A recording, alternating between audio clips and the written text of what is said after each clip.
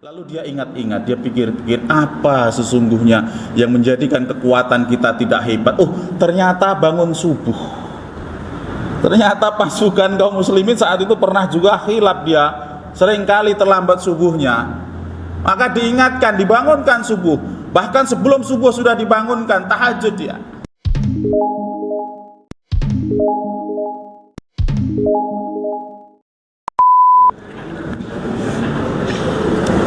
Bismillah. Assalamualaikum warahmatullahi wabarakatuh.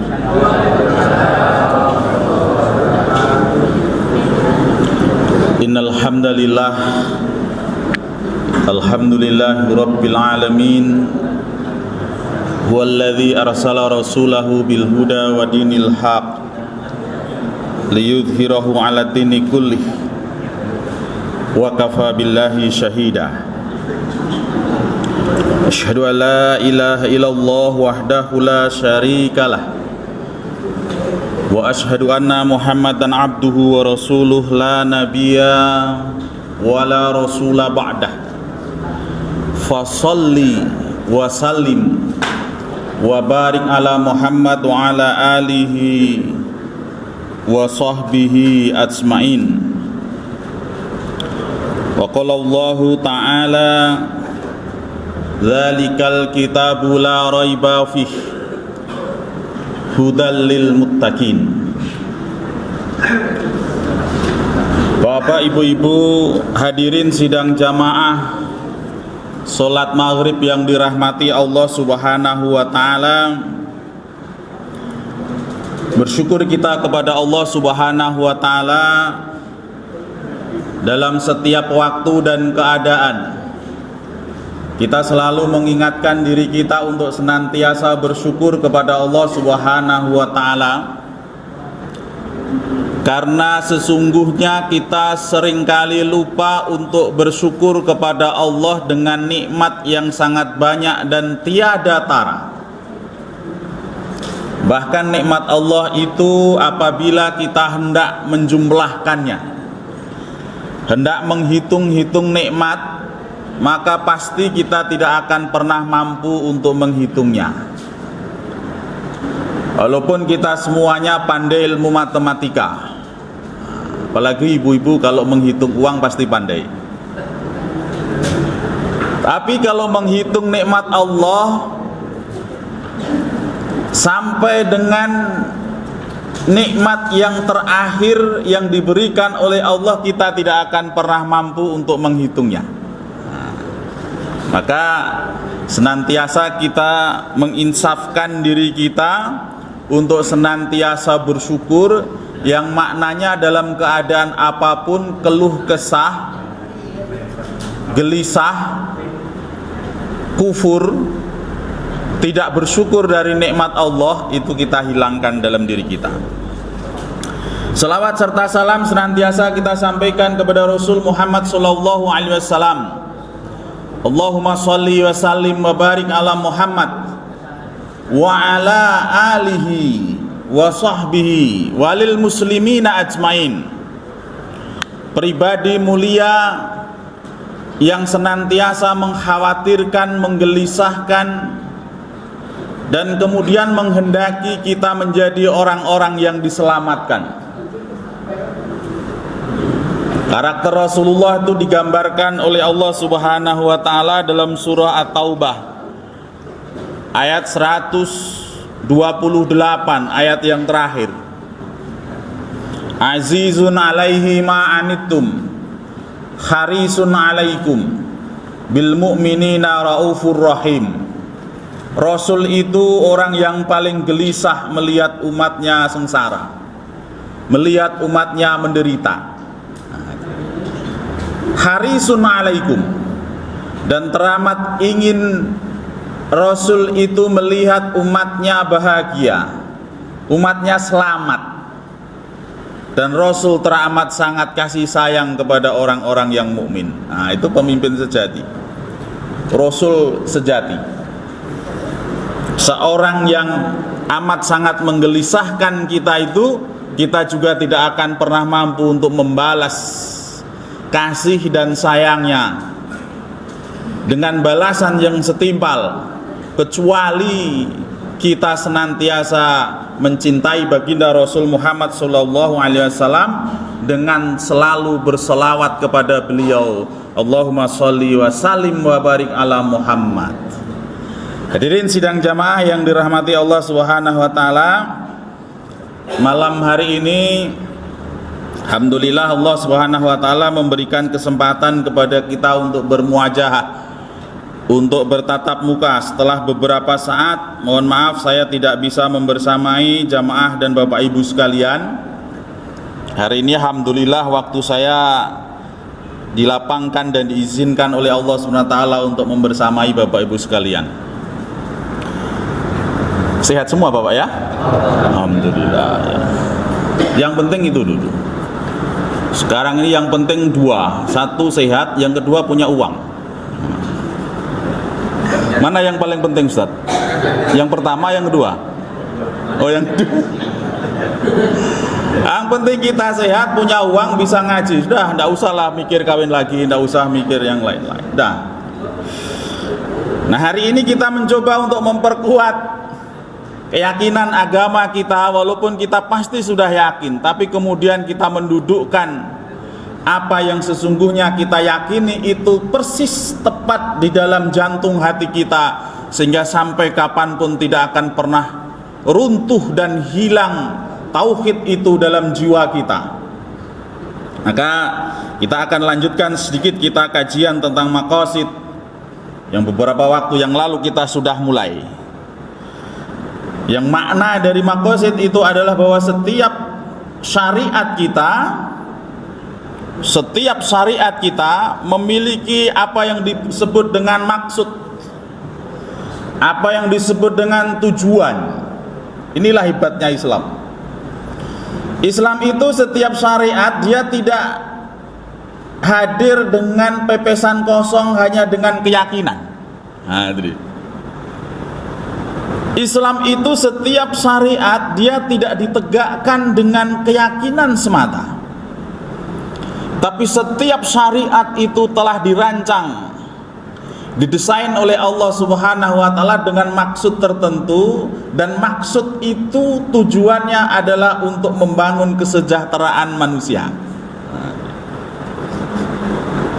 Maksud itu tujuannya untuk membangun kesejahteraan manusia.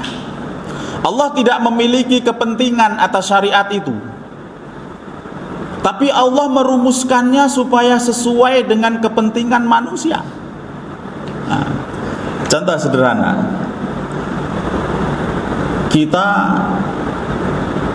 diwajibkan oleh Allah Subhanahu wa ta'ala melaksanakan sholat 1 hari 5 kali. Ini desain Allah.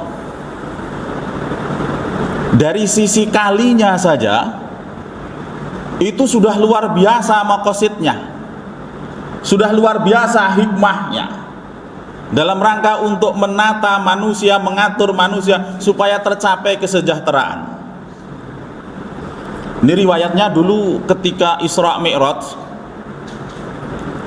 sholat kita kan awal diperintahkan oleh Allah itu tidak 5 kali.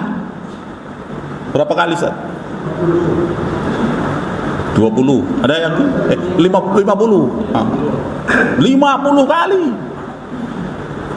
50 kali itu kalau sekarang kita laksanakan betul, dulu itu Rasulullah ya Allah 50 kali. Nabi Musa akan ngasih nasihat itu, wahai Rasul, wahai Muhammad, apa yang diperintahkan Allah atas engkau untuk umatmu itu? Ada kewajiban sholat, wahai kakek Musa. Ini kan kakeknya gitu kan.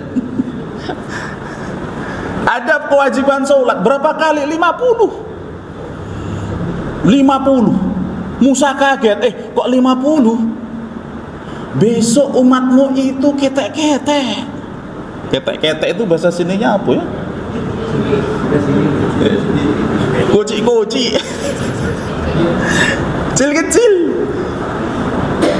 Kecil-kecil, lemah-lemah, tak seperti kami. Kami ada orang punya gudang, gudangnya itu dikunci, kuncinya itu baru bisa diangkat oleh orang 7 orang. Nah, itu kami, zaman kami itu. Di sini ada yang kuncinya hanya bisa diangkat oleh 7 orang. Kunci gudang hartanya. Tak ada sini. Saya tengok walaupun nampaknya kaya-kaya, tak sekaya itulah. Kuncinya hilang, dah kebingungan. Mana kunci itu? Itu kunci gudangnya hanya bisa diangkat oleh 7 orang. Maka kita bayangkan berapa banyak harta kekayaannya. Kita mau tengok berapa kekuatan dari umat Musa saat itu. Luar biasa. Itu umat kami. Umatmu untuk melaksanakan sholat 50 rakaat 50 waktu tak akan mampu, minta diturunkan oleh Allah. Diturunkan sampai dengan sekarang 5 waktu. 5 waktu saja. Tengok jamaah kita. Siapa yang sholatnya betul-betul sholat tepat waktu? 1 hari 1 malam 5 kali, subuh, zuhur, asar, maghrib, isya, itu tepat waktu 5, menunjukkan bahwa kita mampu menunaikan sholat itu. Berapa persen dari masyarakat kita? Tak usah jauh-jauh sampai ke Afrika, tak usah lah, sini aja lah. Berapa persen? Tak sampai kita 20%. Ini saya yakin sih, tapi jangan kencang-kencang, ini dengar pula yang di luar kan. Lingkungan sekitar sini ini pasti lebih banyak dari yang ada di jamaah sini. Ada Pak RT sini, Pak? Hah? Pak RW ya. Mana Pak RW? Mana? Gimana Pak? Lebih Pak RW yang Pak RW ya.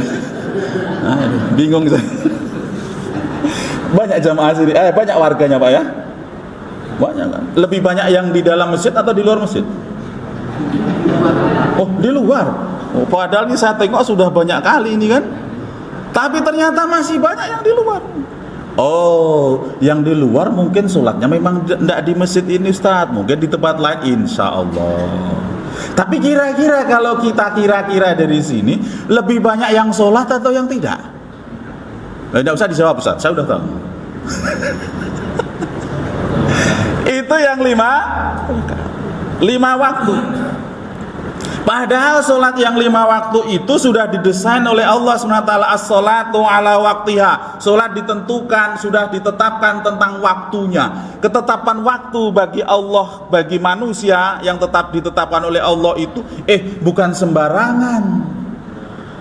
Banyak orang yang tidak memahami bahwa ketetapan waktu itulah cara Allah mengatur manusia sehingga kehidupan manusia itu menjadi sejahtera. Nah, coba tengok. Waktu kita dimulai, katakanlah bangun pagi-pagi sholat subuh.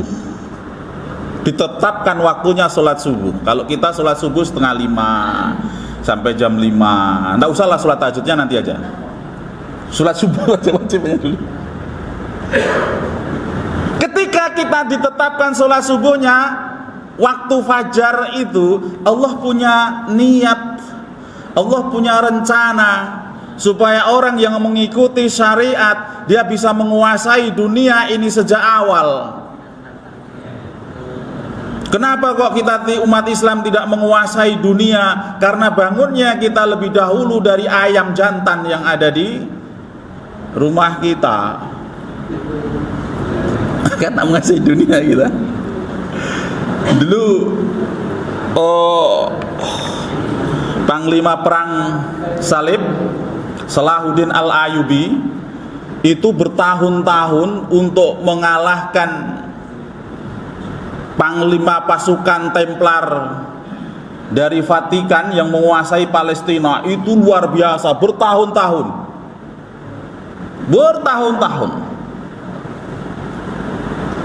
Lalu dia introspeksi, apa rupanya yang menjadikan kita ini sulit sekali mengalahkan pasukan-pasukan Nasrani itu. Kok sulit ya? Padahal dari sisi kekuatan lebih kuat kita. Dari sisi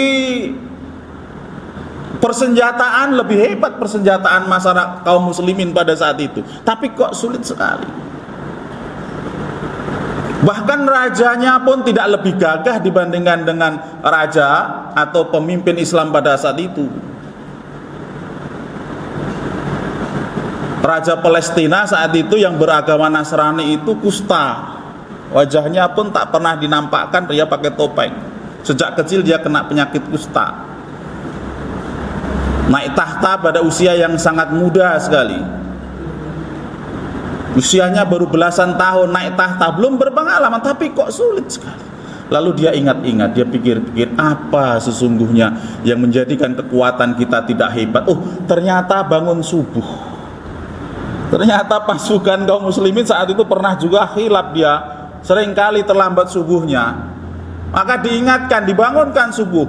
Bahkan sebelum subuh sudah dibangunkan, tahajud dia. Supaya apa? Supaya kita memiliki kesiapan menghadapi hari-hari. Nanti coba kita tengok Bapak Ibu sekalian, orang yang bangun subuh dengan orang yang bangunnya sudah duha, tengok semangat kerjanya jauh. Orang yang bangun sholat duha, bukan bangun untuk sholat duha ya, bangun duha, dengan orang yang bangun subuh, nanti ditengok jam 11, jam 12, tengok semangat kerjanya akan berbeda. Ternyata ada hikmah di sana. Sholat juga ditentukan waktunya supaya apa? Manusia teratur, bangun pagi-pagi, setelah bangun pagi-pagi dia siap untuk menunaikan pekerjaan, lalu kemudian pada saat sudah mulai lelah dia bekerja, disiapkan untuk sholat lagi. Waktunya disebut dengan waktu zuhur, tengah hari. Saya orang Jawa dulu pernah mengatakan, kakek datuk saya bilang, kalau orang bekerja di waktu tengah hari itu pamali, ora ilok. Yang Jawa mungkin paham, ora ilok. Ora ilok itu tak pantas. Waktu azan kok orang bekerja itu tak pantas, ora ilok, pamali. Dan itu sebenarnya kan cara Allah mengatur kita. Nanti setelah zuhur istirahat, bekerja lagi. Waktu matahari sudah tergelincir, kita disuruh juga untuk istirahat. Karena dalam penelitian secara fisiologis, pada saat matahari sudah tergelincir itu, ternyata energi manusia secara keseluruhan di dunia ini juga sudah mengalami penurunan. Dia istirahat. Dilanjutkan kemudian mungkin dia persiapan untuk malamnya. Menjelang malam dia sholat maghrib, menjelang dia tidur dia kemudian melaksanakan sholat isya. Supaya apa? Tidurnya menjadi nyaman, tidak mimpi dikejar harimau. Teratur kan? Teratur. Tapi kok sholat Ustaz? Berat sekali. Tak tahu hikmahnya sholat. Sholat itu ternyata kalau ditinjau dari berbagai macam aspek, mulai dari fisiologis, kalau ada orang ilmunya ilmu kedokteran fisiologis, ternyata orang sholat, gerakan-gerakan sholat itu sudah didesain oleh Allah Subhanahu wa Ta'ala sedemikian rupa. Dari mulai takbir aja Allahu Akbar, ternyata ini secara fisiologis memompa jantung kita. Kalau jantung kita terpompa dengan baik, darah kita lancar. Itu makanya sholatnya kita setelah takbir dibuka, lalu dirapatkan sedekap kita. Tidak Allahu Akbar terus begini, enggak. Ada hikmahnya. Secara psikologis juga begitu. Kenapa kok Allahu Akbar? Setiap mulai sholat kenapa kok Allahu Akbar? Tidak inna lillahi wa inna ilaihi roji'un. Ada di sini diajarkan mulai sholat innalillahi wa inna ilaihi raji'un. Tidak ada Allahu Akbar. Bahkan kita menyolatkan orang meninggal pun juga. Kenapa kok Allahu Akbar? Kita memulai dengan membesarkan diri kita atas Allah Subhanahu wa Ta'ala, atas kebesaran Allah Subhanahu wa Ta'ala. Ketika kita menghadap kepada Allah itu, kita menghadap kepada zat penuh dengan pengharapan. Karena yang akan kita hadapi, yang kita menghadap kepada dia, dia akbar. Dia maha besar. Sehingga ketika kita menghadap ke dia itu, dia Allah itu, maka sesungguhnya kita menghadap dengan kepastian. Allahu Akbar. Maknanya Allah maha. Dan ketika kita menghadap kepada Allah dengan permasalahan sebesar apapun, kalau sudah Allahu Akbar, kecil dia. Saya tengok kan ada banyak masalah ini. Mulai dari bapak yang duduk di sana pasti ada masalah. Ada kan Pak? Ada lah, ngangguk dia. Bu-ibu yang pojok sana ada juga masalah, ya kan Bu? Iya. Entah angsuran rumahnya, entah angsuran mobilnya, entah suaminya sudah 2 kali lebaran, 2 kali puasa tak pulang-pulang. Bapak-bapak pun juga gitu, ada juga masalah macam-macam lah. Entah masalahnya takut sama istrinya. Di masjid ini dia bisa ketawa-ketawa. Kenapa dia kok lama-lama di masjid? Karena kalau di rumah takut sama istrinya. Masalah. Tapi masalah itu sebesar apapun Bapak Ibu sekalian, kalau sudah menghadap Allah SWT, Allahu Akbar, kecil dia. Kecil dia. Istrinya yang cerewet luar biasa itu. Kalau kita ngomong 1, dia ngomong 10. Itu ketika kita sudah Allahu Akbar, suara yang besar itu jadi kecil. Jadi beban hidupnya yang banyak itu menjadi kecil. Kenapa? Kita sedang menghadap kepada Allah yang maha besar. Maka kita dipesankan oleh Allah, ya ayyuhalladzina amanusta'inu bisabri wassalah. Wahai manusia semuanya, orang-orang yang beriman, ista'inu, mintalah kamu pertolongan kepada Allah bisabri wassalah, dengan sabar dan sholat. Karena dengan sabar dan sholat, jiwa kita menjadi tangguh, jiwa kita menjadi kokoh. Maka syariat itu, jamaah sekalian yang dirahmati Allah SWT, pada hakikatnya adalah seluruh rangkaian ketentuan dan jalan kehidupan dalam rangka untuk mensejahterakan manusia. Kepentingannya adalah untuk kepentingan manusia. Kenapa manusia harus diberikan syariat, harus diberikan harus diberikan tuntunan? Materi saya sudah di-share ya. Saya sukanya ngajinya supaya jamaah juga aktif, bisa tengok materi walaupun sederhana, saya share, saya buatkan. Nanti jamaah bisa mencermati bersama-sama. Kenapa kok manusia harus diberikan syariat, jamaah yang dirahmati Allah SWT? Karena sesungguhnya manusia itu lahir dalam kondisi yang lemah, bahkan dalam kondisi yang bodoh. Itu bisa dibaca itu dalam surah An-Nahl ayat yang ke-78. Wallahu akhrajukum min butuni ummahatikum la ta'lamuna syai'an. Coba nanti tengok, diingat-ingat. Dan Allah mengeluarkan kamu sekalian dari rahim ibumu itu la ta'lamuna syai'an. Betul enggak Pak? Allah mengeluarkan kamu dari rahim ibu kalian masing-masing itu la ta'lamuna syai'an, tidak mengerti sesuatu apapun. Tak ada anak baru lahir langsung tengok sertifikat tanah, tidak ada. Mana mas sertifikat tanah? Tengok ayahnya pun tak. Aku punya ayah. Enggak, nangis dia. La ta'lamuna syai'an.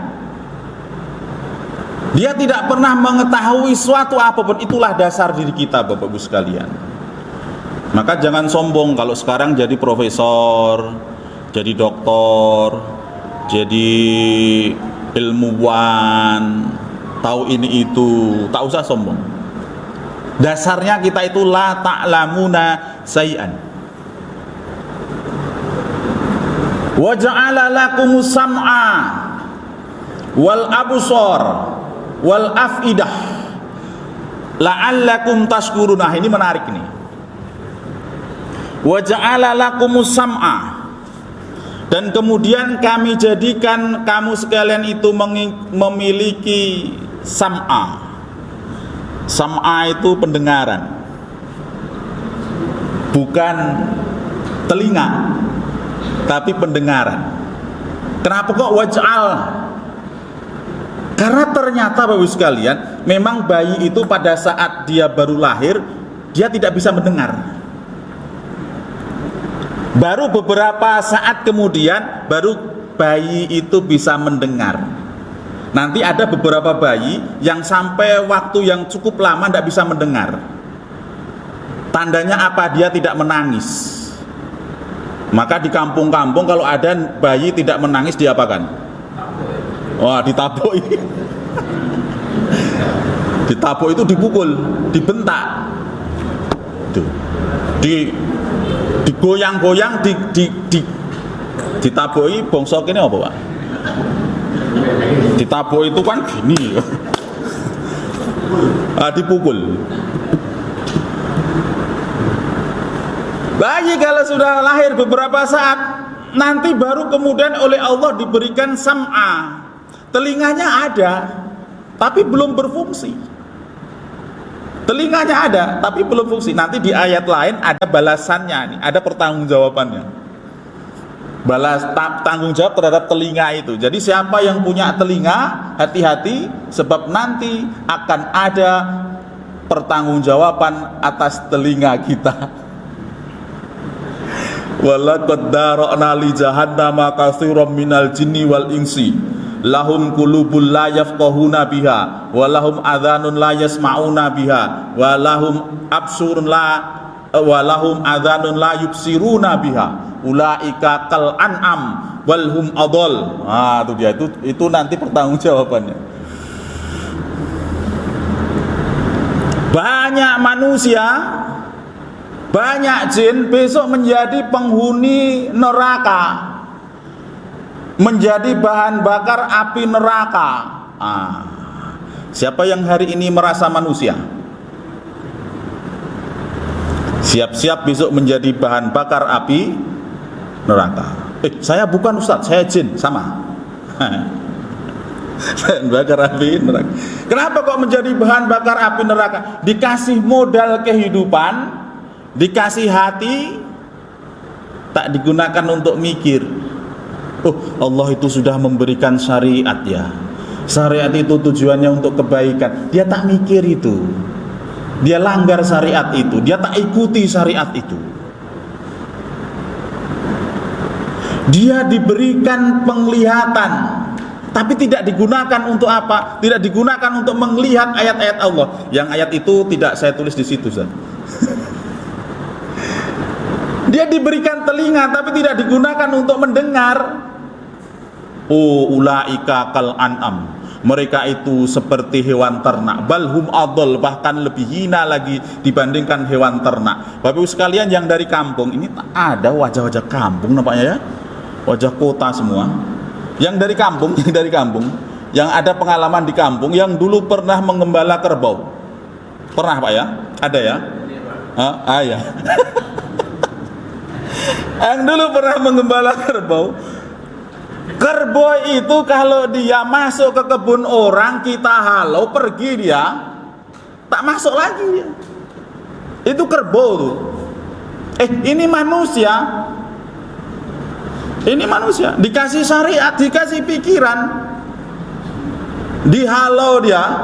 Jangan ke situ, itu janda tetangga tuh, rumahmu, istrimu situ, beli situ. Yang ke kiri itu janda itu. Lah, situ pula ya kan.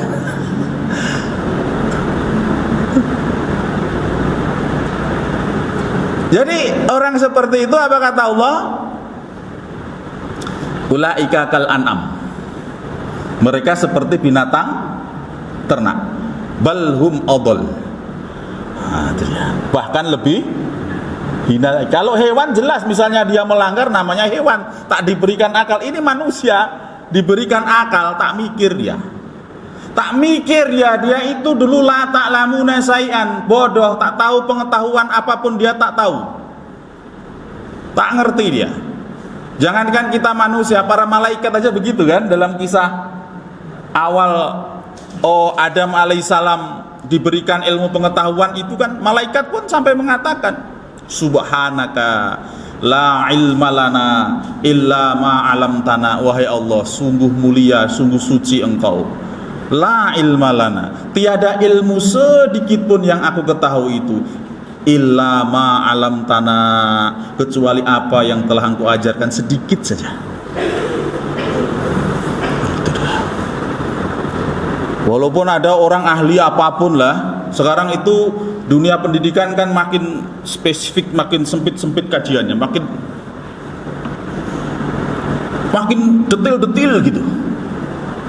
Sedetail apapun itu masih sedikit yang kita pahami sesungguhnya. Seperti air kita masukkan ke lautan, tangan kita, jari kita masukkan ke lautan, kita angkat, air yang menempel di ujung daripada jari kita yang sedikit itulah yang kita punya. Ilmu Allah itulah lautan yang luas itu. La ta'lamuna syai'an. Saya punya kawan doktor, hampir profesor. Teorinya kalau di kelas, luar biasa. Jelaskan sama mahasiswanya tuh tertegun semua mahasiswa. Pinter dia. Dia pikir, mahasiswa juga berpikir ini dosen luar biasa ini, hebat, pinter, cerdas. Tapi sampai di rumah dia hanya cuman punya 2 kata, ya sama tidak. Karena dimarahin sama istrinya. Ya, enggak lagi kan? Enggak. Ya kan? Ngaku kan? Iya. Enggak kan? Enggak. Iya kan? Iya.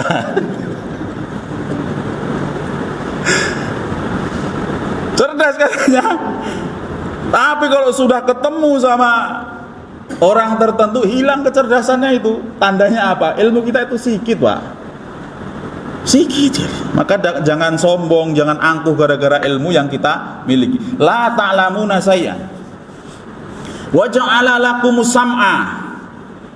Dan kemudian kami berikan dia sam'a, pendengaran, bisa mendengar, wal absor, lalu kemudian bisa melihat, wal afidah, dan kemudian kami berikan kepadanya hati. Hati itu maknanya dalam ilmu psikologi, maknanya hati itu hati yang jantung, fungsi jantung, juga fungsi otak, yang dua-duanya gunanya untuk memahami. Gitu. Maka tadi di ayat tuntutan pertanggungjawaban tadi, yang pertama kali yang diminta pertanggungjawaban apa? Afidah, hati kita. Karena hati kita yang berpikir, Ustaz. Wal afidah la'allakum tashkurun, supaya kamu sekalian bersyukur. Tapi prinsipnya kita ini sebenarnya semua bodoh. Ayat ini setelah saya pelajari di ilmu psikologi, ternyata runtutan perkembangan fungsi daripada panca indera manusia anak-anak itu persis seperti dalam Al-Quran ini. Itu maka Masya Allah ini Al-Quran itu setiap kata-kata urutannya itu sudah sistematis. Ternyata anak-anak itu kalau lahir yang pertama kali berfungsi itu bukan hatinya dulu. Yang pertama berfungsi itu ternyata memang pendengarannya dulu. Dengaran. Maka dulu kalau kita zaman dulu ya, zaman sekarang kan sudah makanan anak-anak itu lain. Zaman dulu ketika makanannya masih alami, bayi itu baru bisa buka mata itu kalau usia 7 hari. Dulu baru bisa buka mata, ya enggak, Bu? Ya buka lebar begitu kan. Itu 7 hari. Pendengarannya berfungsi dulu. Lalu nanti pelan-pelan sampai dengan 7 hari matanya baru terbuka lebar. Tapi sekarang karena memang makanan ibu hamil itu juga macam-macam, sekarang bayi baru lahir itu sudah melototin bapaknya. Iya, itulah kecanggihannya sekarang ini. Tapi sunatullah urutannya persis seperti itu. Mendengar dulu, setelah mendengar fungsi matanya bekerja.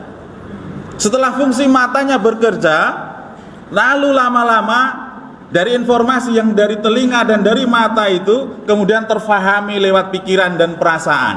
Oh, ini ayat ini Masya Allah ini. Ternyata kalau kita lihat dari si perkembangan saja persis seperti ilmu yang dijelaskan. Dan memang ilmu itu, kalau ilmu itu betul pasti sesuai dengan Al-Quran. Yang maknanya Al-Quran bisa menjadi pedoman untuk mengembangkan ilmu pengetahuan. Yang mau kita bahas adalah kita semua ini pada hakikatnya makhluk yang lemah, tidak berdaya. Maka kalau orang lemah, tidak berdaya, tidak mampu, tidak tahu apapun, bahkan kita ini punya karakter sifat al-insanu mahalul khata'u wan nisyan. Manusia itu tempatnya salah dan lupa. Sudahlah bodoh, salah, lupa. Nah, itu dia.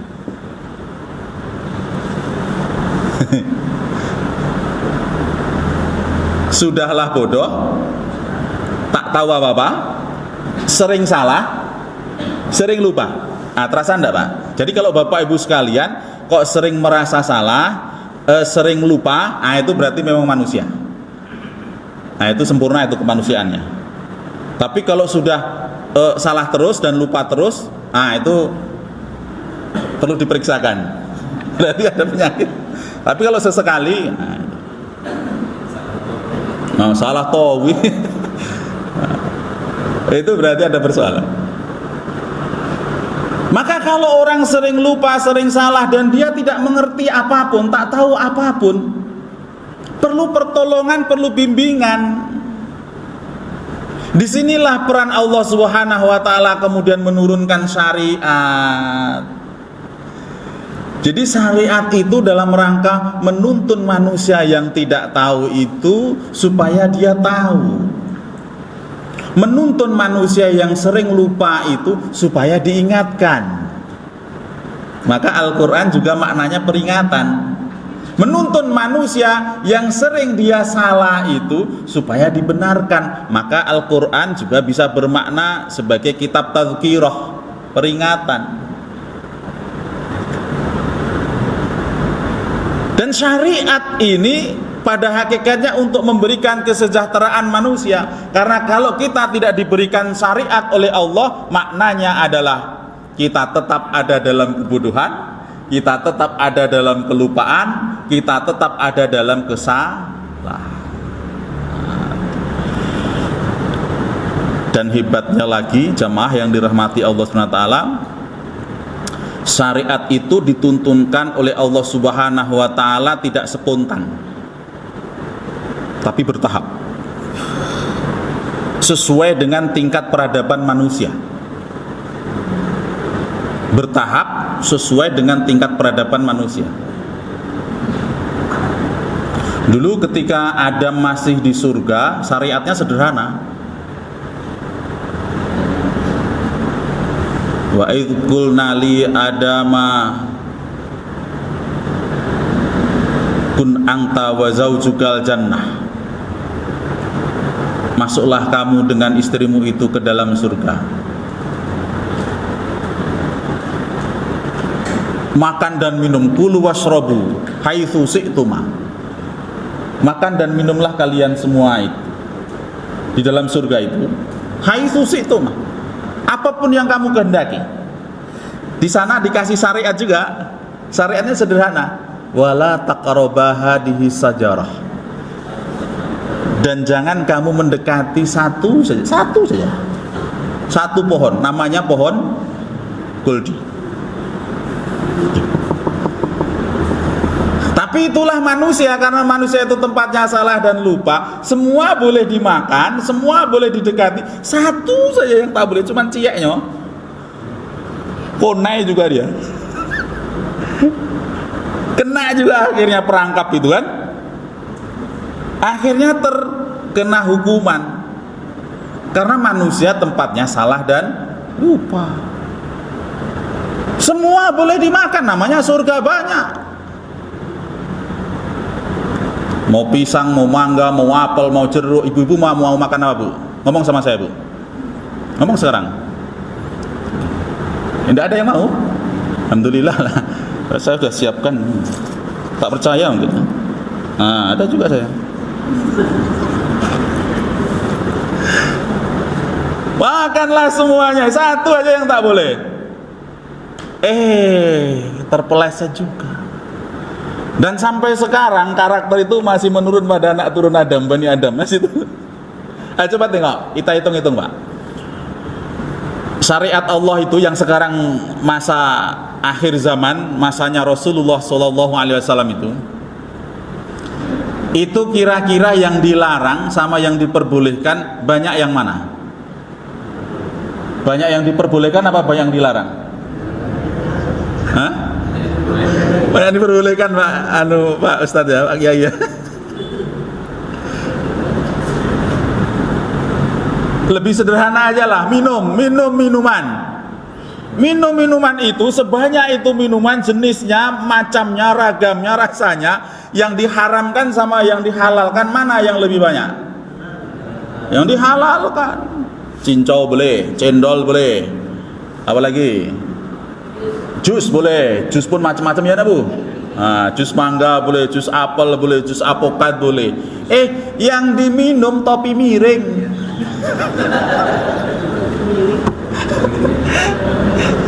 Topi miring tak tahu, Pak. Oh, memang betul orang soleh ini, jamaah sini orang soleh. Nah, yang diminum vodka, whisky. Padahal itu minuman, saya tak tahu juga rasanya loh ya. Tidak lebih menyegarkan dibanding dengan minum-minuman mineral. Ada madu juga yang menyehatkan. Sebanyak itu yang diperbolehkan, ternyata apa? Ternyata yang dipilih sesuatu yang dilanggar, yang melanggar, yang dilarang oleh syariat. Kenapa? Manusia itu la ta'lamuna syai'an. Baca bisa, memahami bisa, tapi membaca, memahami belum tentu dia kemudian bisa menghayati dan mengerti. Nah, itu dia. Maka banyak. Sehingga kemudian sebagai tanda cinta Allah Subhanahu wa taala, tahu Allah makhlukku yang namanya manusia itu lemah, sering lupa, sering dosa, lalu diturunkanlah tuntunan. Tuntunan itu berupa syariat. Syariatnya bertahap. Mulai dengan syariat yang dituntunkan kepada nabi pertama, namanya Adam alaihissalam, tadi sederhana, di surga. Ketika sudah ada di bumi, syariatnya bertambah, berkembang lagi. Dulu orang bingung ketika terjadi kematian yang pertama kali, orang bingung, Pak, macam mana syariatnya ini? Macam mana syariatnya? Kalau terjadi saudara saya meninggal, kawan saya meninggal, macam mana ini syariatnya? Ketika Qabil membunuh Habil, Qabil itu anak laki-lakinya Adam yang tua, Habil anak laki-lakinya Adam juga yang lebih muda. Ini ada persoalan pertama kali ternyata di muka bumi ini, persoalan percintaan. Qabil mencintai saudara kembarnya yang harusnya dia menjadi istrinya Habil, saudara laki-lakinya. Tak mau dia berganti. Pokoknya istri saya harus kembaran saya yang lahir bersama saya itu. Karena Iklimah, saudaranya Qabil ini mengikuti syariat, dia ingin menikah dengan Habil, dia tidak terima. Dibunuhlah itu saudara laki-lakinya Habil oleh Qabil. Setelah dibunuh bingung dia. Kenapa? La ta'lamuna syai'an. Itu dia. Manusia itu tak mengetahui apapun sedikit pun. Karena bingung, dia kemudian diberikan oleh Allah Subhanahu wa taala ayat ilham, yang kemudian ilham itu menjadi syariat yang sampai sekarang kita ikuti. Apa itu? Turun 2 ekor gagak burung. 2 ekor burung tadi kemudian bertarung. Kalau burung itu bertarung, bertinju, bertengkar, bercakap, apa ya? Bertarung. Setelah bertarung, udah selesai ya. Iya, besok kita lanjutkan di pertemuan berikutnya. Kalau saya ingat. Setelah selesaikan cerita ini sedikit. Bertarung itu burung. Setelah bertarung itu burung, mati seekor burung. Karena mati seekor burung, lalu kemudian karena izin Allah SWT, dia ingin mengajarkan kepada Qabil bagaimana kalau saudara yang meninggal, syariatnya macam mana. Burung gagak tadi kemudian menggali tanah. Setelah menggali tanah, diseret itu saudaranya yang sudah mati ke dalam tanah, lalu kemudian dikuburkan di dalam tanah. Oh, ayatnya ketemu, syariatnya diturunkan oleh Allah. Akhirnya itulah penguburan manusia yang pertama di muka bumi. Siapa yang dikuburkan? Namanya Habil. Siapa yang menguburkan? Qabil. Kita kuburkan sementara, harapan kita untuk melanjutkan sampai dengan kajian terakhir. Mudah-mudahan sampai dengan pertemuan berikutnya kita bisa lanjutkan. Mudah-mudahan kita bisa beristiqomah dengan izin Allah Subhanahu wa taala. Subhanakallahumma rabbana wa bihamdika asyhadu an la ilaha illa anta astaghfiruka wa atubu ilaik. Rabbana atina fid dunya hasanah wa fil akhirati hasanah wa qina adzabannar. Assalamualaikum warahmatullahi wabarakatuh.